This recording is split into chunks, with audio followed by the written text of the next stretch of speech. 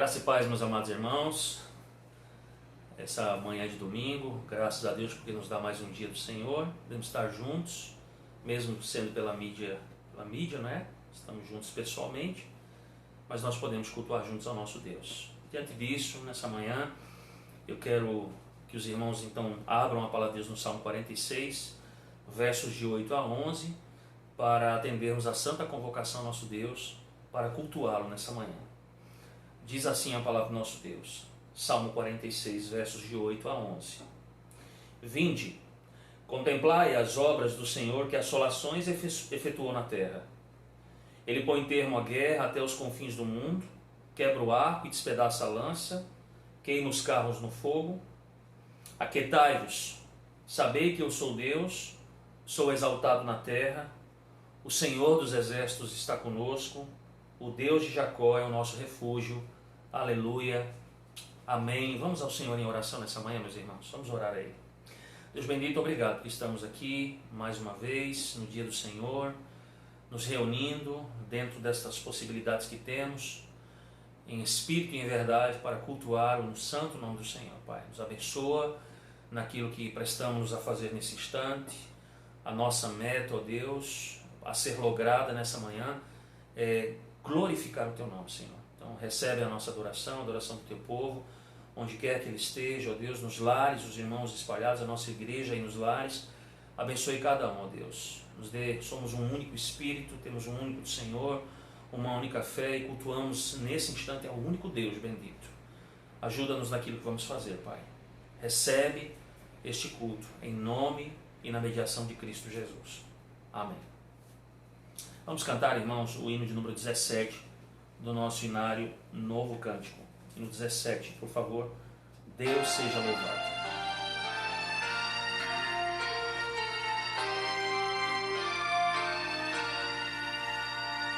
Seja louvado o Deus Supremo, Deus revelado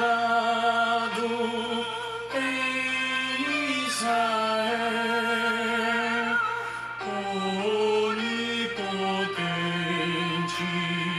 prodígios obra, sempre clemente, sempre fiel. Seja louvado o Deus Supremo, Deus revelado em Israel.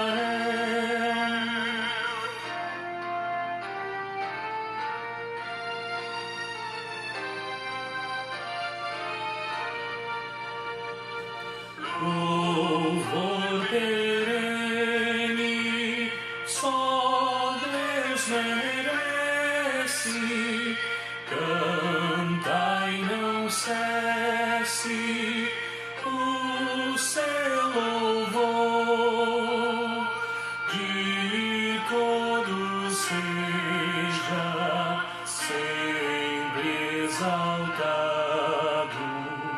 E cante a igreja com terno amor. Seja louvado o Deus Supremo, Deus revelado em Israel.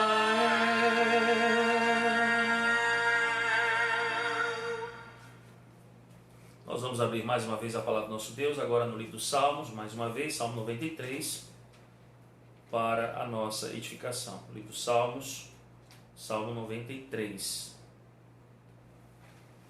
Por favor, acompanhe enquanto eu farei a leitura. O Salmo que nos fala sobre o poder e a majestade de Deus. Diz assim a palavra do nosso Deus, irmãos. Livro dos Salmos 93. Reina o Senhor, revestiu-se de majestade, de poder se revestiu o Senhor e se cingiu. Firmou o mundo, que não vacila. Desde a antiguidade está firme o teu trono. Tu és desde a eternidade. Levantam os rios, ó Senhor, levantam os rios o seu bramido, levantam os rios o seu fragor, mas o Senhor nas alturas é mais poderoso do que o bramido das grandes águas, do que os poderosos vagalhões do mar. Fidelíssimos são os teus testemunhos. A tua casa convém santidade, Senhor, para todo o sempre. Amém. Eu vou convidá-lo a orar mais uma vez comigo, agora uma oração de ações de graças e súplica. Deus bendito, nós queremos, ó Deus, mais uma vez falar com o Senhor, que és o nosso Pai. Como filhos, ó Deus, aqui estamos para agradecer ao Senhor todos os teus benefícios para conosco. Muito obrigado, ó Deus bendito, pelas coisas de ordem material, temporal que o Senhor tem nos concedido. O privilégio de termos, ó Deus, de aproveitarmos a santa criação das mãos do Senhor, a natureza com seu oxigênio, com o sol, com a chuva, com os ventos, com os mares, com os rios, com as florestas. Obrigado, ó Deus, por tudo aquilo que nós podemos desfrutar. Agradecemos pela nossa saúde, pela preservação da nossa saúde, mesmo em tempos de crise, em tempos difíceis. Agradecemos, ó Deus, o trabalho que o Senhor nos dá, a família que temos, os nossos filhos, os nossos pais, os nossos avós, enfim, Pai, tudo isso que o Senhor nos concede, Deus. Bendito seja o nome do Senhor. Mas agradecemos o principal privilégio, ó Deus, que nos foi galgado na cruz do Calvário. Nós agora somos povo do Senhor, somos povo de aliança do Senhor. Nós somos co-herdeiros com Cristo, nós somos declarados justos por causa do justo Cristo que morreu na cruz por injustos que éramos nós. Nós temos o perdão dos nossos pecados. Nós temos agora uma vida de santificação, Deus bendito. Esperamos a glorificação dos nossos corpos. Nós já temos a vida eterna em Cristo Jesus, mas a teremos de forma completa quando Ele voltar. Nós temos a promessa do seu retorno. Enfim, ó Deus, muito obrigado por todos os benefícios que nós temos. Mas nós também queremos suplicar aqui, ó Senhor, em primeiro lugar pelo mundo, pela enfermidade, ó Deus, por esse vírus que tem se espalhado por todos os países, que tem ceifado vidas. Ó Pai, eu sei que isso está no controle do Senhor, nada pega o Senhor de surpresa, então isso está no controle do Senhor. E eu sei, ó Deus, que se o Senhor permite isso é porque o Senhor tem um propósito. Então, nós queremos glorificar e exaltar o Senhor por isso, porque os teus propósitos são santos, eles refletem exatamente o teu caráter, e tudo que o Senhor faz e tudo aquilo que o Senhor permite, certamente o Senhor sempre visa a glória do nome do Senhor, a majestade do teu nome, Senhor. Então, se assim é desejo do Senhor, que assim o seja. Bendito seja o nome do Senhor, que dá a vida, que tira, que governa e sustenta todas as coisas. Nós queremos, ó Deus, orar também, ó Pai, por aqueles que estão envolvidos diretamente nesse processo, por médicos, por enfermeiros, pelas pessoas que estão em hospitais, ó Deus bendito, seja longânimo para com elas, misericordioso. Ó Deus, faz com que o Evangelho da graça de Cristo chegue ao coração dessas pessoas. Faz com que nesse momento em que o mundo se vê completamente inábil, ó Deus, completamente entregue a algo tão pequeno, ele possa reconhecer, ó Deus, que ele deveria estar aos pés do Senhor, que ele deveria estar clamando e suplicando ao Senhor. Eu sei que o mundo é mau, o mundo jaz em trevas, o mundo é maligno, o mundo ele é, ó Deus, contrário a tudo aquilo que diz respeito ao Senhor. Mas, ó Deus, o Senhor tem o poder de mudar essas coisas. Ser misericordioso, ó Deus. Ser misericordioso com a tua igreja que está no meio disso tudo. Se de alguma forma, ó Deus, e aqui eu quero crer que sim, isso também serve para a tua igreja. Se o Senhor tem olhado para a tua igreja não tem te agradado, ela não tem feito aquilo que de fato deveria fazer, o Senhor tem utilizado, inclusive, ó Deus, essa enfermidade para tratar a tua igreja, que assim seja, para a honra e glória do teu nome. Mostra-nos, ó Deus, lembra-nos o caminho pelo qual nós devemos seguir. Tem misericórdia, ó Pai, dos teus eleitos. Tem misericórdia do teu povo de propriedade exclusiva, Senhor. Preserve a nossa vida, ó Deus. Mas se for da vontade do Senhor, ceifá-la. Bendito seja o nome do Senhor. Porque, ó Deus, o Senhor enviou Cristo ao mundo para morrer por nós, para ressuscitar, para ser glorificado. E nós fazemos parte de tudo isso, Senhor. Nós somos beneficiados com tudo isso. Então nós não tememos a morte, Senhor. Mas queremos que o Senhor nos dê a oportunidade, como igreja, de continuar trabalhando para o Senhor. Usa-nos, ó Deus, nesse momento de crise, que a igreja não se acovarde, mas que ela seja corajosa, Senhor Deus. Que ela não dê um mau exemplo, afundando-se em terror, afundando-se em medo, afundando-se e atemorizando-se, ó Deus, em ansiedade, mas que ela seja corajosa, que ela expresse nesse momento o caráter daquele que a salvou. Bendito Senhor e Salvador Jesus Cristo. Assim eu suplico pelos irmãos da nossa igreja, por todas as famílias, Senhor, em nome e por amor de Cristo Jesus. Amém. Quero convidá-los, irmãos, a abrirmos a palavra de Deus agora no livro de Isaías. Nós vamos fazer a nossa meditação nesse livro nesta manhã. Vamos continuar, na verdade, a nossa exposição do livro de Isaías. E eu entendo que não há necessidade de escolher aqui um outro texto para falar do nosso contexto. Isaías pode muito bem suprir essa necessidade nessa manhã. Isaías capítulo 2, continuando aí agora dos versos 12 até verso 22. Por favor, abra a sua Bíblia, Isaías capítulo 2, dos versos de 12 até o verso de número 22. Assim diz a palavra do nosso Deus. Preste, por favor, atenção. Porque o dia do Senhor dos Exércitos será contra todo soberbo e altivo e contra todo aquele que se exalta, para que seja abatido. Contra todos os cedros do Líbano, altos, muito elevados, e contra todos os carvalhos de Bazã, contra todos os montes altos e contra todos os outeiros elevados, contra toda torre alta e contra toda muralha firme, contra todos os navios de Tarsis e contra tudo o que é belo à vista. A arrogância do homem será abatida e a sua altivez será humilhada, e só o Senhor será exaltado naquele dia. Os ídolos serão de todo destruídos.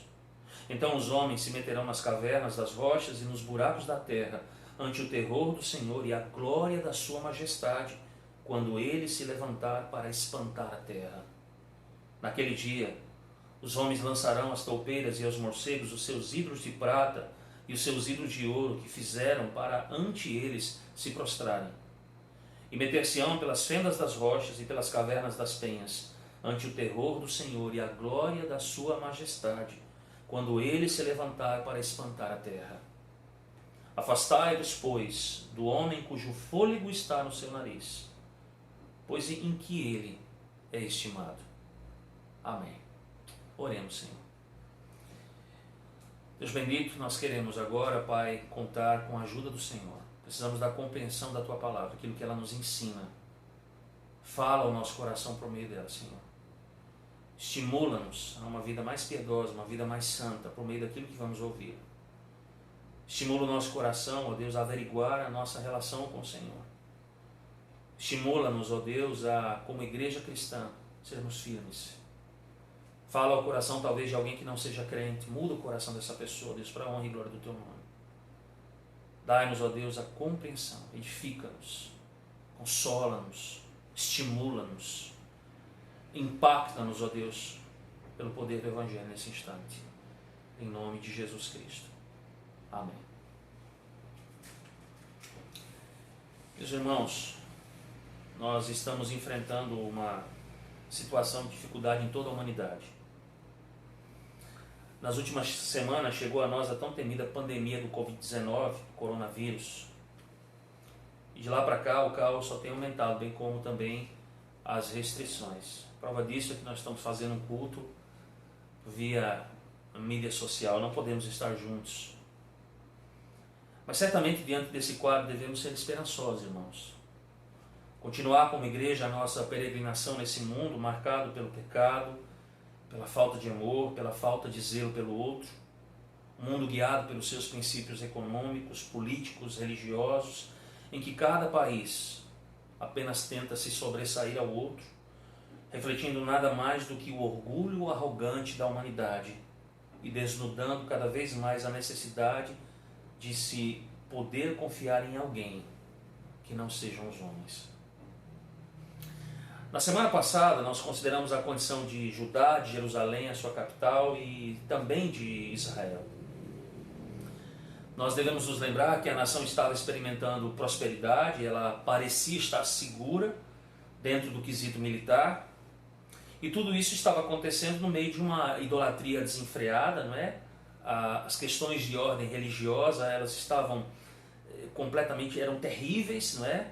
Se misturando a outras religiões, especificamente nas práticas pagãs, práticas de adivinhação, por exemplo. E por sua própria infidelidade aos mandamentos de Deus, eles pareciam estar prosperando. Por meio da sua própria engenhosidade econômica, militar, religiosa, eles haviam se transformado em uma grande nação, um grande povo. Pelo menos era assim que eles pensavam. O que eles realmente fizeram, irmãos, foi se tornar uma nação propensa a julgamento. Naquela exposição, quando fizemos na semana passada, eu perguntei como Israel havia se colocado nessa posição. Como uma nação escolhida, realmente formada por Deus, poderia ter se afastado dele, esquecendo-se dos seus mandamentos. E nós chegamos à conclusão naquele dia que a resposta foi o orgulho, foi a sua arrogância. Exatamente por essa causa, eles presumiram tomar para si a glória reservada somente a Deus. E aí nós nos lembramos aqui de que a passagem termina no verso 11 com um aviso do julgamento por vir. Quando ele vai dizer, os olhos altivos dos homens serão abatidos e a sua altivez será humilhada. Só o Senhor será exaltado naquele dia. Se você se recorda, nós não gastamos muito tempo com isso. Nós refletimos o quão maravilhoso é Deus que recebe uma ofensa tão grande e em sua misericórdia envia o seu unigênito Filho para ser julgado, para ser humilhado, no lugar daqueles que o ofenderam. Mas na passagem dessa manhã, irmãos, esse texto nos pede que nós então foquemos, evidentemente, no julgamento. Porque embora Jesus tenha salvado os eleitos da destruição, ainda assim o próprio Deus virá sobre então os iníquos. Percebam que a palavra então de julgamento, ela começa no verso de número 9, como nós vimos, que define exatamente o tema e o teor da nossa passagem. Ele diz lá, com isso a gente se abate e o homem se avilta, portanto não lhes perdoarás. Ou seja, a passagem nos fala sobre o orgulho arrogante da humanidade, do homem, que será humilhado. Então o verso de número 9 nos mostra exatamente esse homem humilhado e a humanidade humilhada. Nos versos 11 e 17 nós temos a mesma afirmação do verso de número 9.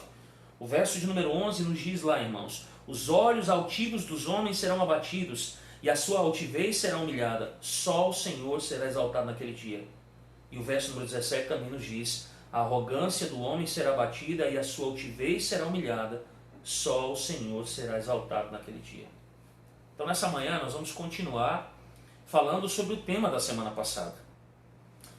O orgulho arrogante do homem será humilhado. E a primeira coisa que nós precisamos fazer, irmãos, à luz desse texto que nós lemos, é que nós precisamos verificar como se dará esse julgamento.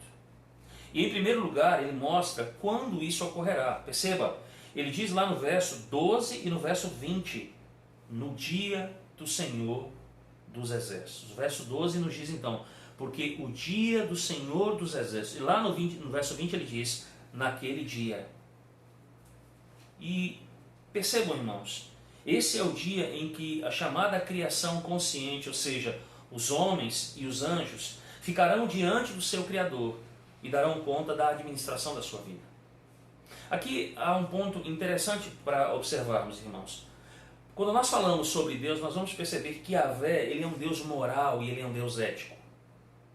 Isso quer dizer, irmãos, que aquilo que ele criou, ou seja, a sua criação, ela é uma criação moral e ética também. Os seres humanos, irmãos, eles não quebram as leis de Deus tanto quanto se quebram a quebrar as leis de Deus.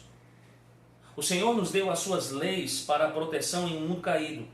Mas o que foi que os seres humanos fizeram com as leis de Deus? Eles simplesmente a rejeitaram, porque eles observaram essas leis como restrições e perda de liberdades pessoais. Mas Isaías nos diz aqui, irmãos, que no dia do Senhor dos Exércitos, ou seja, em um dia, naquele dia, cada criação consciente, homens e anjos, prestarão contas diante de Deus. Ou seja, Isaías nos garante, irmãos, o próprio Deus, por meio da boca do seu profeta, que existe um dia reservado, um dia especial do Senhor.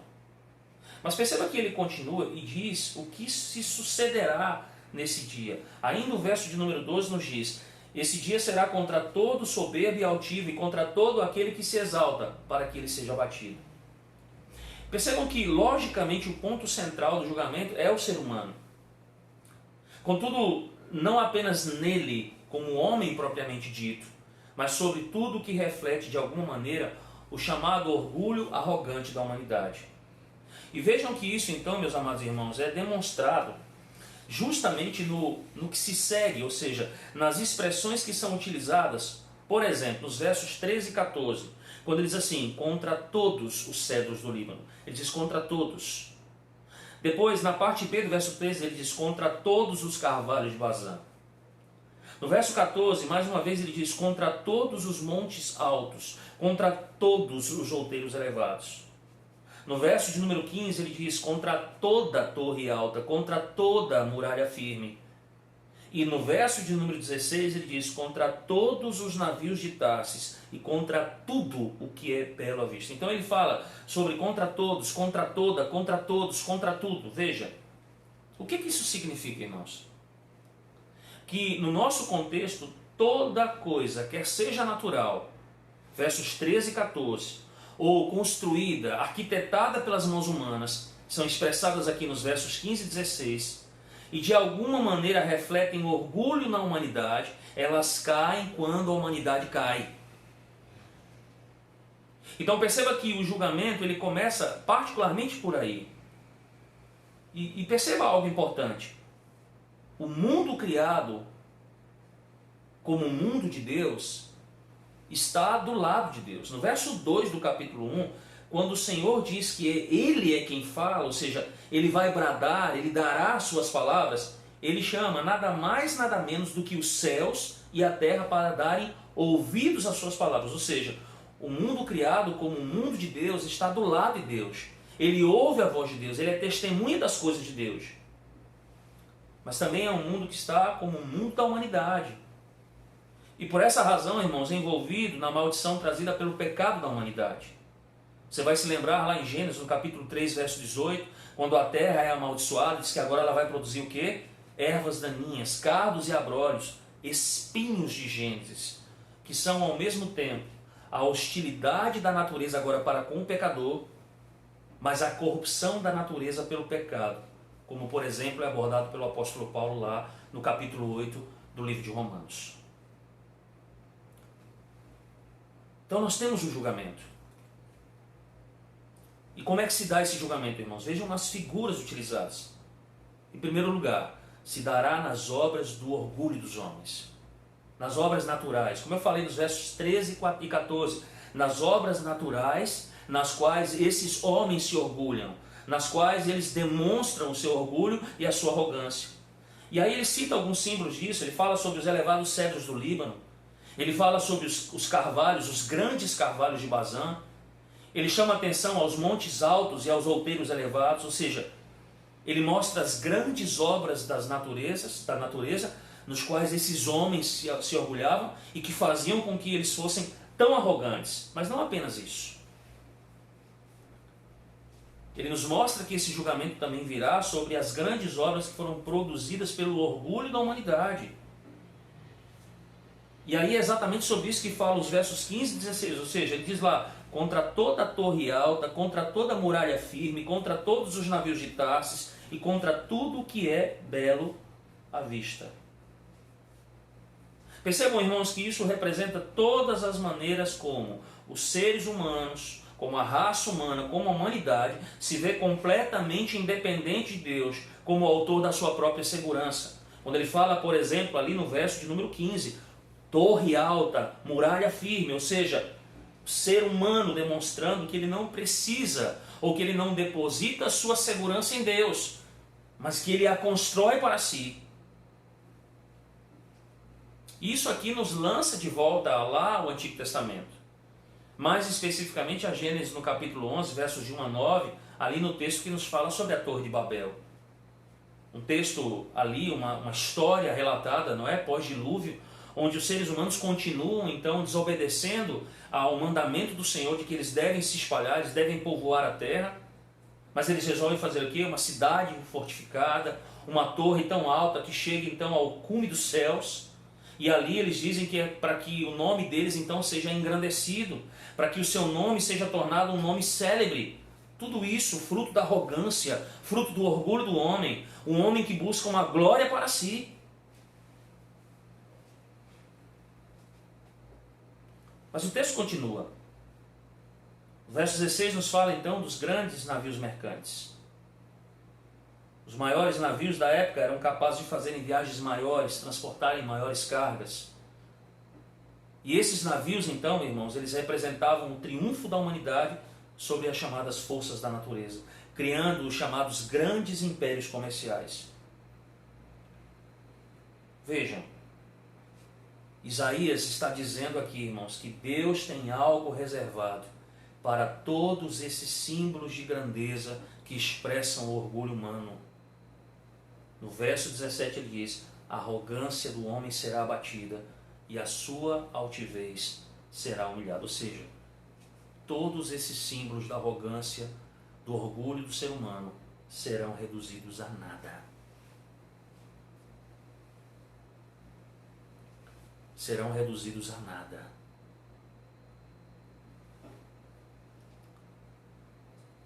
Mas Isaías continua falando sobre o julgamento, irmãos. E agora dos versos de 19 até 22, ele nos fala que esse julgamento se dará no próprio homem. Veja, não apenas primeiramente nas coisas nas quais o homem se orgulha, sejam elas naturais ou construídas e desenvolvidas pelo próprio homem, mas no próprio homem. Esse texto, irmãos, ele pode ser classificado como um poema. E quando nós chegamos dos versos 19 até o verso 22, nós chegamos ao seu ponto culminante. Como eu disse anteriormente, o ponto central do julgamento, irmãos, é o homem. É por isso que o homem ele é citado no princípio e também é citado no fim. E vejam que agora é relatado primeiramente o triunfo do Senhor sobre quem? Sobre os ídolos. Literalmente, os não-deuses. Veja, ele já havia falado sobre isso lá no verso 8. Também está cheia a sua terra de ídolos.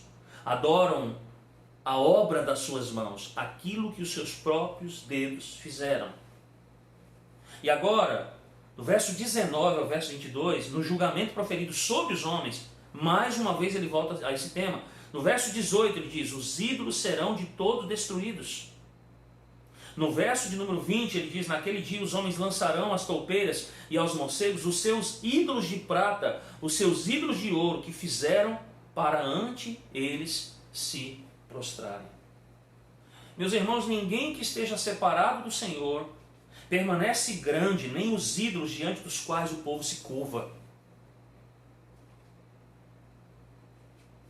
Percebam que embora, ou então, da mesma forma que a mera exposição da majestade de Deus esmaga o orgulho da humanidade, também o Senhor agora tem que se levantar do seu trono para que os não-deuses desapareçam por completo. E perceba que o verso 18 dá exatamente essa ideia. Os ídolos serão de todo destruídos. Eles serão completamente aniquilados. Mas veja que ainda sobre esses ídolos, o verso de número 20 então, esses ídolos agora eles recebem descrédito. À medida que os seus antigos adoradores renunciam a eles, reconhecendo a sua inutilidade. E talvez aqui nós pudéssemos ter a ideia, por exemplo, de que essas pessoas então estão se arrependendo. Mas perceba, o dia é o dia do Senhor, já não há mais tempo para isso. O ponto culminante aqui, irmãos, da denúncia de Isaías, ele fala sobre o orgulho humano. Veja, a realização mais arrogante. O que é que ele está denunciando? É que a realização mais arrogante das pessoas é renunciar a Deus e se tornar fabricante de ídolos. Mas ao mesmo tempo, Isaías diz que o padrão pelo qual tudo deve ser julgado é como ocorrerá no dia do Senhor. Ou seja, ele diz que nesse dia os homens vão considerar que esses não-deuses, feitos pelas suas próprias mãos, não servem para nada e vão atirá-los fora. Ou seja, fazendo isso, vão demonstrar todo o seu desgosto. É o desgosto do idólatra. da inércia do ídolo como um objeto descartado, cujas únicas testemunhas e últimas testemunhas, diz o texto agora, serão lá no verso 20, as toupeiras e os morcegos.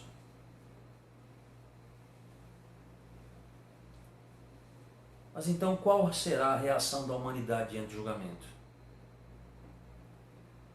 Veja o que nos diz o verso 19 e verso 21. Qual será a reação? Veja a reação nos iníquos. Ele diz: então os homens se meterão nas cavernas das rochas e nos buracos da terra ante o terror do Senhor e a glória da sua majestade, quando ele se levantar para espantar a terra. E diz: e meter-se-ão pelas fendas das rochas, pelas cavernas das penhas, e mais uma vez ele repete, ante o terror do Senhor e a glória da sua majestade, quando ele se levantar para espantar a terra.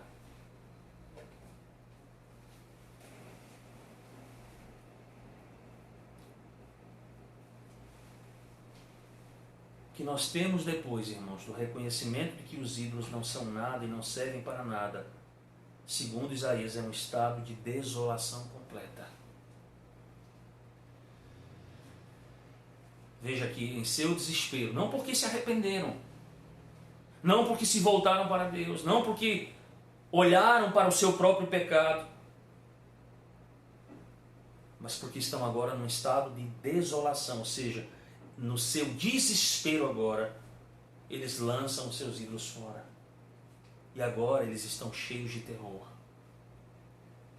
Veja que naquilo que concerne ao homem, a única coisa então que ele consegue fazer diante de um quadro terrível como esse é buscar um lugar de refúgio. Seja um lugar natural, seja um lugar construído por ele mesmo, onde eles possam se esconder daquele de quem eles têm pavor. E eles vão buscar se esconder nas profundezas mais profundas que puderem encontrar.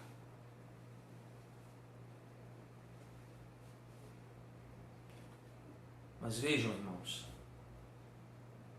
a sua fuga fracassada é do Senhor e da glória da sua majestade. É disso que eles fogem. É do esplendor da majestade do Senhor. E vejam que por 3 vezes isso é afirmado no texto. Lá no verso 10, ele havia dito: vai, entra nas rochas e esconde-te no pó, ante o terror do Senhor e a glória, ou seja, o esplendor da sua majestade. No verso 19 ele diz: então os homens se meterão nas cavernas das rochas, nos buracos da terra, ante o terror do Senhor e a glória da sua majestade. E mais uma vez ele reitera isso no verso 21. Ante o terror do Senhor e a glória da sua majestade. O que nós temos aqui, irmãos, é que no julgamento desses homens iníquos, o Senhor simplesmente está se levantando.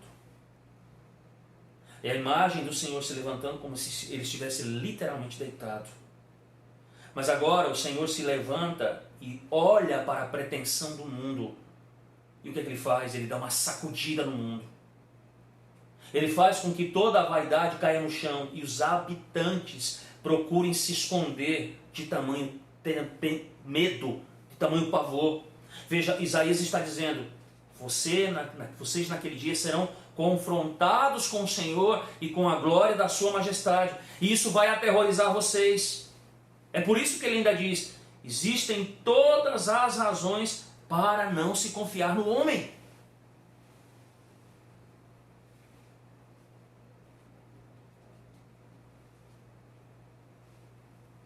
Veja, ele acrescenta isso. Diante desse terror, Isaías chama a atenção. Diante do quadro que ele nos mostra aqui no julgamento, ele chama a atenção de Judá, de Jerusalém e da nação de Israel, que existem todas as razões então para não se confiar no homem. E ele mostra isso no verso de número 22. Ele diz: afastai-vos, pois do homem, afastai-vos, pois do homem cujo fôlego está no seu nariz, pois em que ele é estimado? Não confie num homem, por mais rico e poderoso que ele possa ser.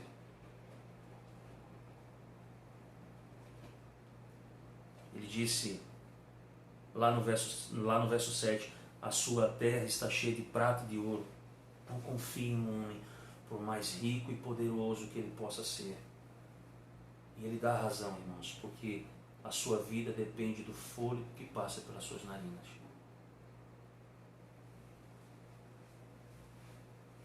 Ou seja, ele é perecível e ele é indefeso diante do Deus que tem a vida em si mesma.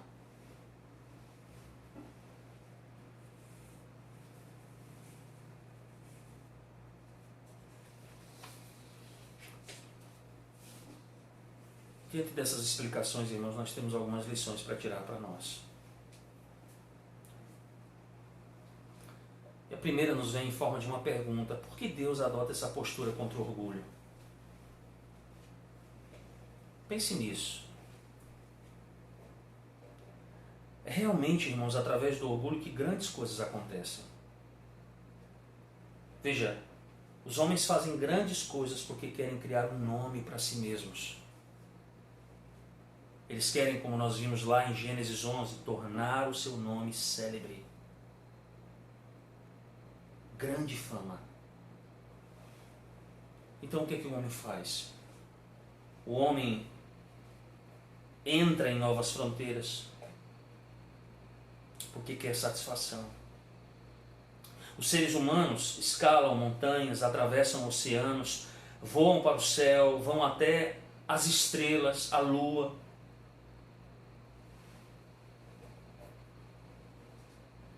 E aqui talvez até poderíamos citar outros motivos, mas na verdade o que faz com que o homem busque façanhas tão ousadas é o orgulho e a sua pretensão de glória.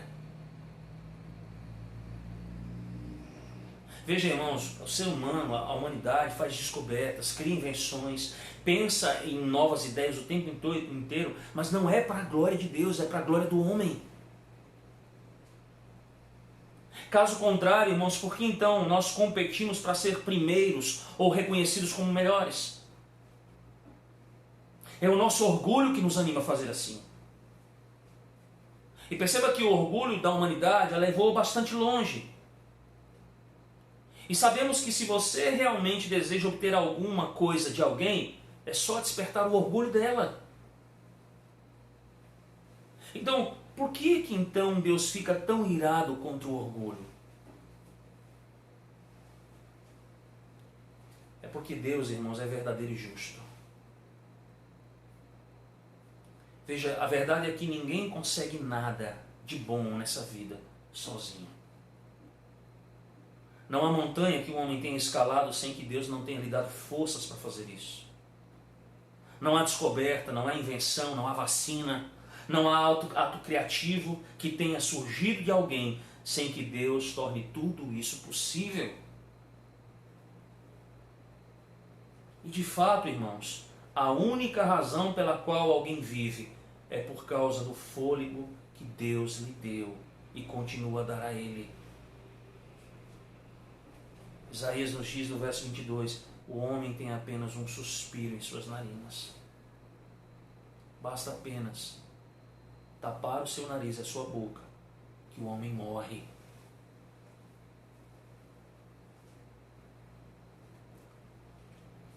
Então o que é justo, irmãos? O justo é que o homem faça tudo o que ele é dotado para fazer para a glória de Deus. E percebam, irmãos, que se esse fosse o seu motivo, todas as realizações até agora se tornariam pálidas em comparação com o que poderia ter sido realizado até aqui.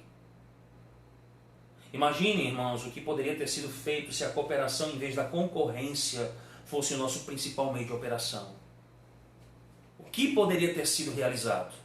Certamente, irmãos, coisas muito maiores do que a humanidade já viu.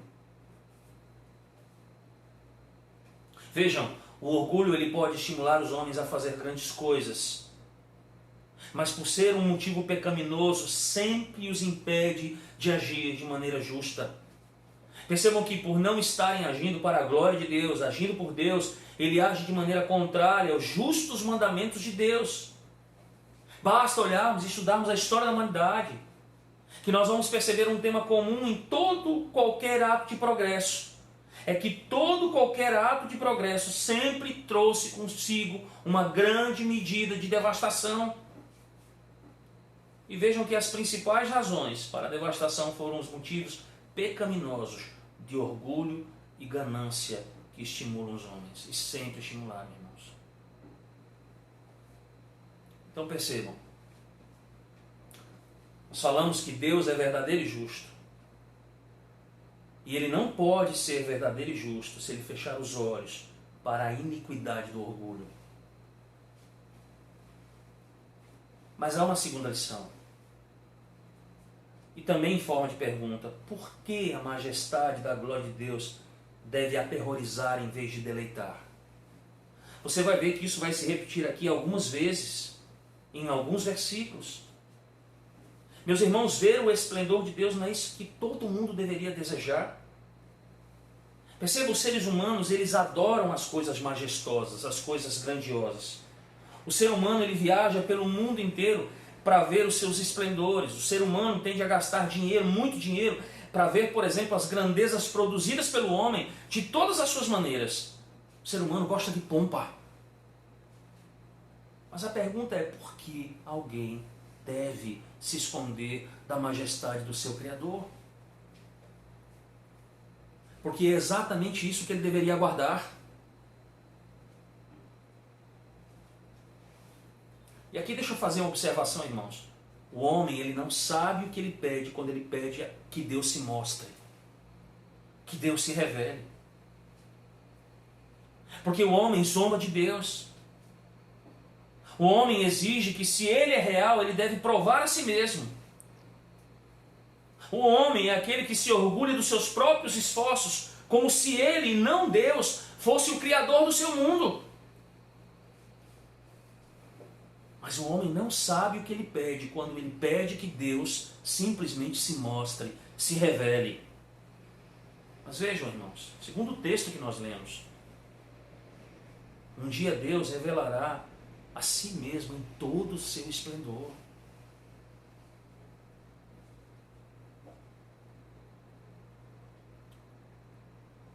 O que então fará alguém que não esteja coberto pela justiça de Cristo? Veja, Isaías diz lá no começo do verso 22, ele diz, afastai-vos. Veja, ele está falando para a nação, está chamando a atenção do povo de Deus. Nós falamos anteriormente, um povo que deveria servir de exemplo, ele está, na verdade, se contaminando com a iniquidade dos pagãos das outras nações.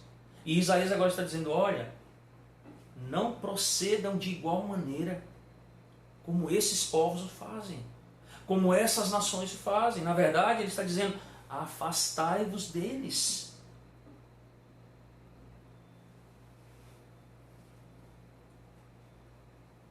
Como alguém fará para contemplar a glória de Deus com seus olhos desprotegidos e a sua alma nua?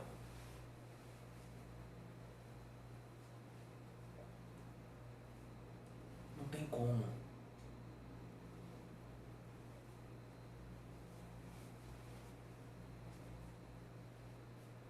É terror. Percebam, irmãos, é terror. É algo terrível que aguarda pessoas assim. Não deleite, mas terror.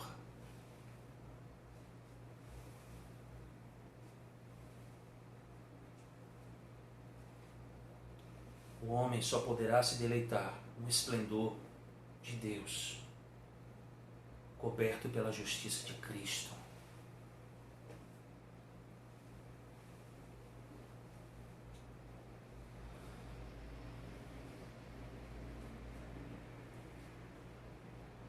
Eu falei no início, irmão, sobre não confiar no homem. O homem, irmãos, ele não é nada mais do que a flor do campo, que dura um pouco tempo e depois desaparece. De fato, o homem faz coisas supostamente grandes, exatamente porque o homem é uma respiração e porque ele quer que o seu legado permaneça.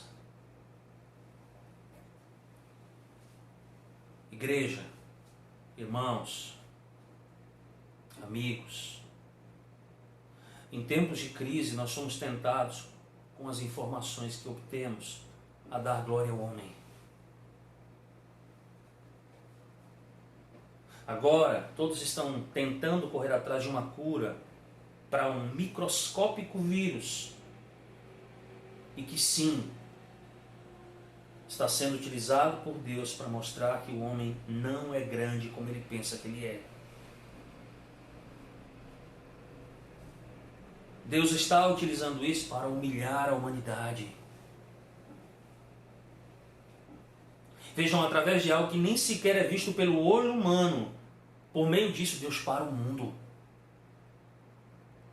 Deus para as nações.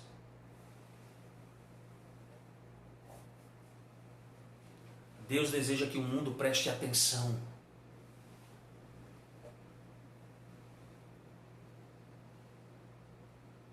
Ele deseja que o mundo preste atenção nele. Ele confina os homens em seus lares. O Senhor está dando tempo para refletir. Veja, tempo que era ceifado pelo mundo na correria orgulhosa das coisas do mundo. O Senhor está dando agora a condição do homem confinado refletir. E com isso ele deseja que o homem clame. E veja, meu irmão,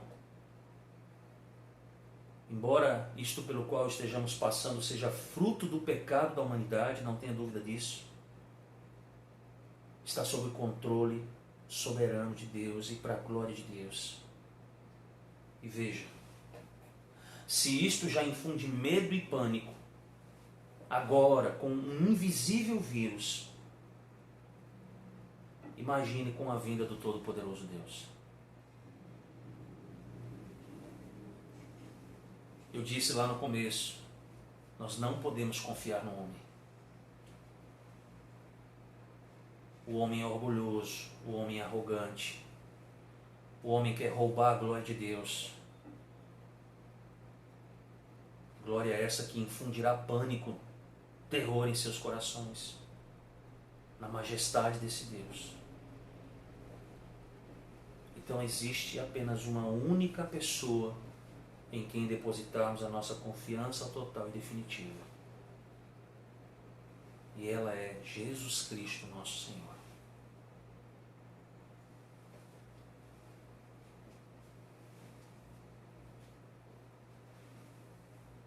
É Jesus Cristo, nosso Senhor.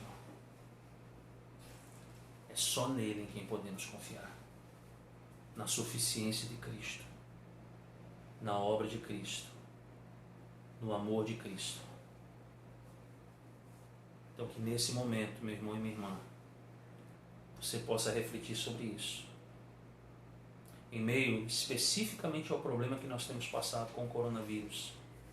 Em meio a tantas especulações, perceba a inabilidade e a pequenez dos seres humanos. Que pouco falam em Deus, mas que ainda diante de tudo isso, se apoiam exclusivamente na sua capacidade. Nós não podemos confiar nos homens. Nós devemos confiar em Deus. E na pessoa do seu amado Filho Jesus Cristo, em quem lançamos toda a nossa ansiedade, em quem lançamos todas as nossas preocupações, porque Ele levou tudo isso sobre si na cruz do Calvário. Deus nos abençoe, meus irmãos, nessa manhã, que Ele continue falando no nosso coração e nos instruindo nesse dia também, que é um dia de jejum, um dia de oração. Nós possamos orar por mais confiança no nosso Deus, que tem controlado, governado e sustentado todas as coisas. por meio disso sejamos edificados nessa manhã. Vamos orar. Deus bendito, a Ti toda a honra e toda a glória, Senhor. O Senhor que abate o orgulho das nações, dos homens, fará com que toda a obra orgulhosa dos seres humanos simplesmente seja destruída. Não ficará pedra sobre pedra. Mas bendito seja o Senhor que ainda fala com a igreja, para que a igreja não trilhe esse caminho da iniquidade, do pecado. Não siga o exemplo desses homens, que mesmo diante de manifestações tão visíveis do poder, da soberania de Deus, ainda simplesmente mantém-se em seu pecado.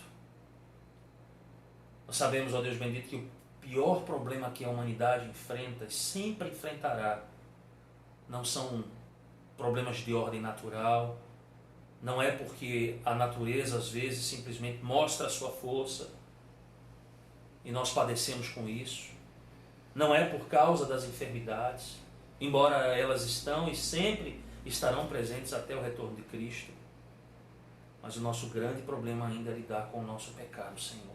Com o pecado, o homem precisa lidar com o pecado. E para o pecado só existe um único remédio, uma única solução. Cristo Jesus. É olhar para a cruz. É olhar para aquilo que Ele promete dar a todo aquele que se arrepende e nele crê. É nesse bendito Senhor e Salvador das nossas almas em quem nós devemos nos apoiar. Abençoa a tua igreja, Senhor, nesse dia. Possamos orar mais, possamos jejuar, possamos clamar, que possamos suplicar. E que o Senhor, ó Deus, também, certamente está nos tratando nesse momento. Que o Senhor nos coloque no eixo da vontade soberana do Senhor. E possamos buscar de fato, em primeiro lugar, o teu reino e a tua justiça. E esperar que todas as coisas, conforme o plano soberano do Senhor, nos serão acrescentadas. Em nome e por amor de Cristo Jesus. Amém. Nós vamos, irmãos, cantar o nosso último hino dessa noite.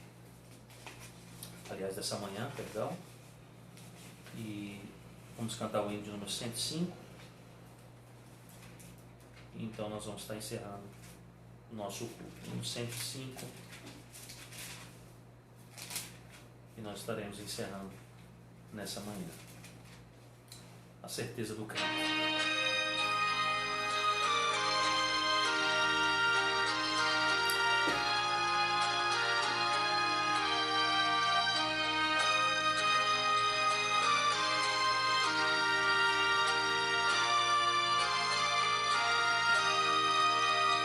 Não sei porque de Deus o amor a mim se revelou, porque Jesus, meu Salvador, na cruz me resgatou.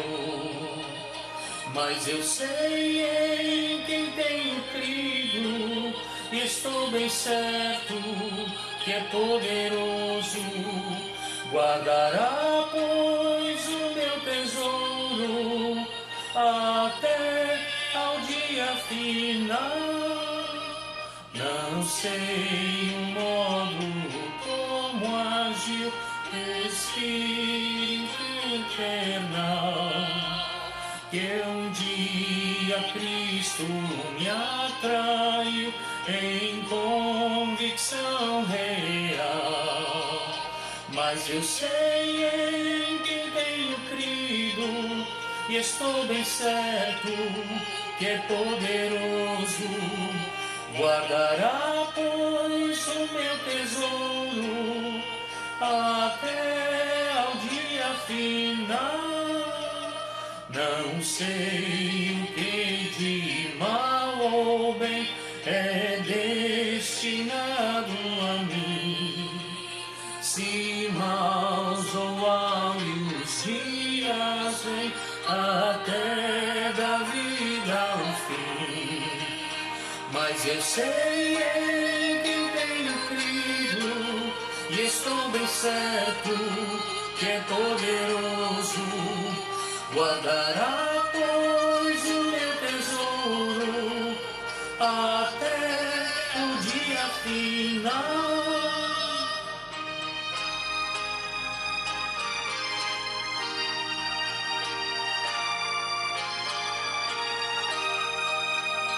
Não sei se ainda longe está ou muito perto vem a hora em que Jesus virá na glória que Ele tem.